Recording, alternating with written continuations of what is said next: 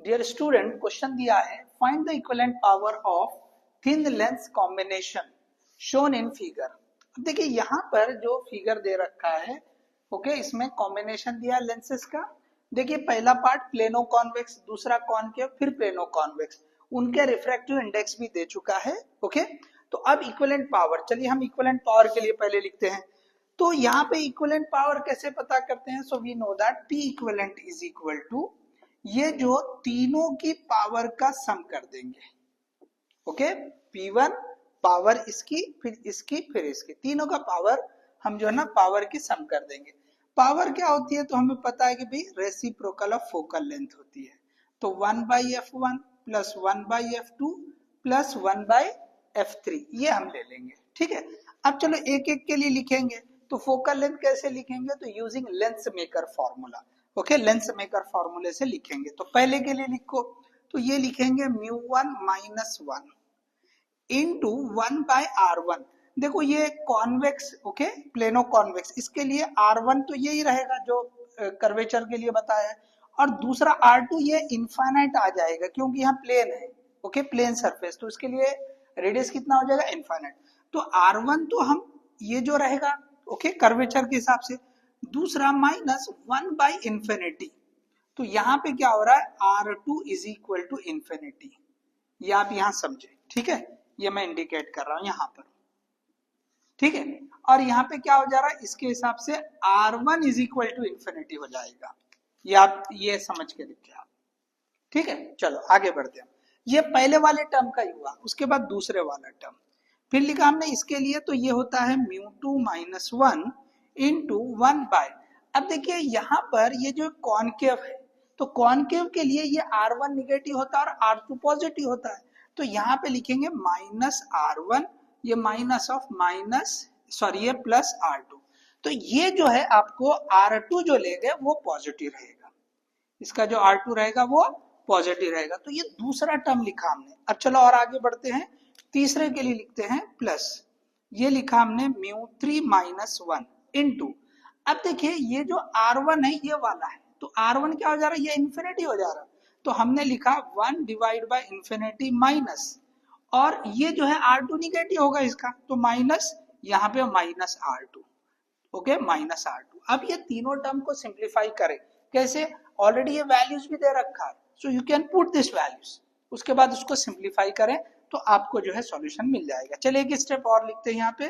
तो ये हो जाएगा, देखिए P equivalent is equal to, P equivalent is equal to क्या हो जाएगा? ये वाला μ1, अब मैं डायरेक्ट वैल्यू रख रहा हूँ। ओके, 4/3, 4/3 माइनस 1, 1/3 बच जाएगा, ये 1/3, और यहाँ से क्या बचेगा? इंटू ये R1, 1/R1 बच जाएगा, प्लस दूसरे वाला टर्म μ2, μ2 कितना है? 3/2, 3/2 माइनस 1, 1/2 बचेगा। ओके, 3/2 माइनस 1, डायरेक्टली लिख रहा हूँ 1/2।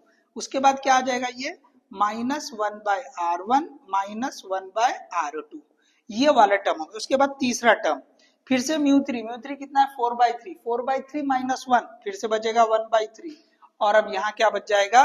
ओके, माइनस माइनस ये जो है प्लस होकर, ओके, क्या बचेगा? 1/R2। तो ये जो है इक्वेशन आ गई। मैंने अब इसको हम जो है ना यहाँ वर्कआउट करते हैं। चलो यहाँ मैं निशानी लगा देता हूँ कि भाई ये जो है ये निशानी हम यहाँ पे वर्कआउट कर रहे हैं। चलो ये समझने के लिए बता दिया, ठीक है। चलो इसके बाद जो है यहाँ वर्कआउट करें। चलो यहाँ तक क्लियर है सभी को? ओके, चलो अब क्या दे रखा है? ये हो गया आपका पहला term, P equivalent is equal to 1/3R1। अच्छा, मैं ये वाला टर्म साथ में, पहले ये और ये दोनों मिला के लिख, 1/3R1 प्लस 1/3R2, तो ये लिख दिया मैंने 1/3R2। ठीक है, उसके बाद नेक्स्ट ये जो टर्म बचा हुआ, तो ये माइनस साइन कॉमन ले लो तो बाहर आ जाएगी, so this will be minus, okay, minus, अच्छा यहाँ, ओके, आगे माइनस 1/2, और ये हो जाएगा 1/R1 प्लस 1/R2। चलिए इसको चेक करते हैं कि ये नजर आ रहा है या नहीं आ रहा है। ओके, चलिए यहाँ देख लीजिए पहले, ये नजर आ रहा है कि नहीं आ रहा है यहाँ तक का?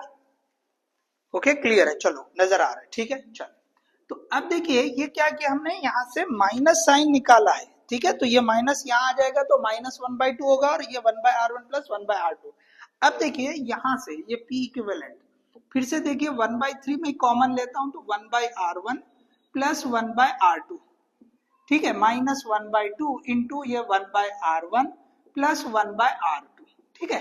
अब देखिए फिर ये दोनों टर्म में 1/r1 प्लस 1/r2 ये कॉमन है, फिर से निकाल लें इसको कॉमन, तो ये हो जाएगा P equivalent is equal to ये जो है यहां से 1/3 और ये बचेगा माइनस 1/2, तो हमने क्या कॉमन लिया, ये ले लिया 1/r1 प्लस 1/r2, ये कॉमन ले लिया था हमने, तो यहां से क्या बचा 1/3, यहां से क्या बचा माइनस 1/2। अब इसको वर्कआउट कर लो, तो यहाँ एलसीएम ले लेंगे तो 6 हो जाएगा, 2 माइनस 3 क्रॉस मल्टीप्लाई करेंगे, 2 1 जा 2 3 1 जा 3, तो ये आपका पहला टर्म।